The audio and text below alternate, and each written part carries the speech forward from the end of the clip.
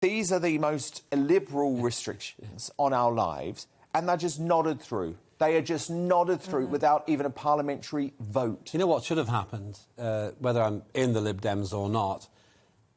In the old days, under, say, Charles Kennedy, we'd have voted against this. Yes. Because it, as you say, is illiberal. Right. It's insane. This reminds me of when I was Shadow Secretary of State for Northern Ireland, and every year we'd vote for the Prevention of Terrorism Act, basically internment. You could be detained without trial.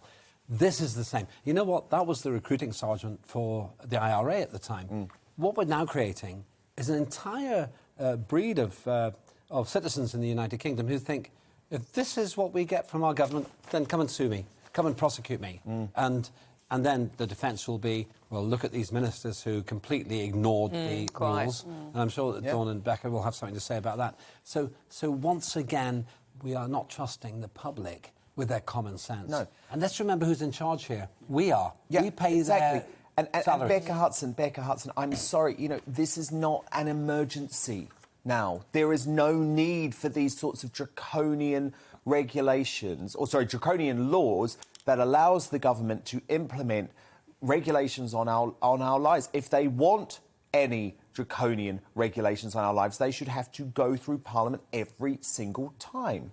I sort of agree that we've sort of lost the art of debate on all of this sort of lockdown and the measures around how we are going to live with or combat the virus. We lost it during the lockdown and we don't seem to have retained. And obviously the idea that these sorts of things are being kind of rubber stamped through without kind of the debate and kind of being scrutinised is a shame. But ultimately they don't want to do this. They don't want to put us back into a lockdown. They don't want. Neil Ferguson does. But he has a very specific taste. I'm sure Whitty does. I'm sure Valance does. I'm sure a load of the... But Boris definitely doesn't. The bed-wetting politicians I don't think Rishi Sunak particularly does. I don't think Kwasi Kwarteng will want to. I don't think that anyone in the cabinet will want to put us back into a lockdown. So I think, isn't this just kind of good admin that if we do see a spike in cases around Christmas or into winter, when we're not able to keep the NHS safe and deal with the backlog of cases that we speak about a lot on this programme, is this not just kind of saving time and time that could Dawn, be of course spent not. combating? Because the thing is, Dawn, there are lots of winter flu seasons where the NHS is put under pressure that they say is intolerable. And the NHS has always got through it without draconian regulations on our lives. We are now a country, Dawn, over 80% double vaccinated. We're a country where over 90% of people, according to the ONS, have COVID antibodies. I'm sorry, if we cannot get through this winter without the reintroduction of restrictions, that means the restrictions never go away, Dawn. That means the restrictions are used every That's week. exactly the point. And thankfully, this survey that's out today also said that 33% of us think there will be no further restrictions. We don't want any more restrictions. Because where does it end? Where does it stop? It just goes on and on forever. We have to start learning to live with COVID now.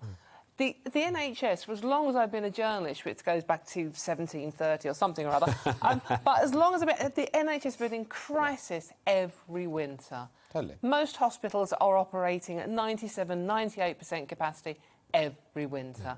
Nothing has changed there. No, exactly. We have to learn to live with it. We have to change, exactly.